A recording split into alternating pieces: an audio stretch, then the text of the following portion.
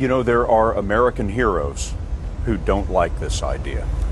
Neil Armstrong, Gene Cernan have both testified against commercial spaceflight in the way that you're developing it, and I wonder what you think of that. I was very sad to see that, because those guys are, yeah. You know, those guys are heroes of mine, so it's really tough. You know, I wish they would come and visit and see the hardware that we're doing here. And I think that would change their mind. They inspired you to do this, didn't they? Yes. And to see them casting stones in your direction. It's difficult. Did you expect them to cheer you on? Certainly hoping they would. What are you trying to prove to them? What I'm trying to do is to make a significant difference in spaceflight and help make spaceflight accessible to almost anyone. One of the most difficult choices I have ever faced in life was in 2008, I think I had maybe $30 million left, or $30 or $40 million left in 2008. And I had two choices. I could put it all into one company, and then the other company would definitely die, or split it between the two companies. But if I split it between the two companies, then both might die. And you know, when you put your blood, sweat, and tears into creating something, or building something, it's like a child. And so it's like, which one am I going to let one starve to death? I couldn't bring myself to do it, so I split the money between the two. Fortunately, thank goodness, they both came through. What was your biggest failure, and how did it change you? Well, there's a ton of failures along the way, that's for sure. Like, so as I said, for SpaceX, the first 3 launches failed. And we're just barely able to scrape together enough parts and money to do the 4th launch. If that 4th launch had failed, we would have been dead. So multiple failures along the way. I tried very hard to get the right expertise in for SpaceX. I tried hard to find a great chief engineer for the rocket, but the good chief engineers wouldn't join, and the bad ones, well, there was no point in hiring them. So I ended up being chief engineer of the rocket. So if I could have found somebody better, then we would have maybe had less than 3 failures. That 3rd failure in a row, did you think, I need to pack this in? Never.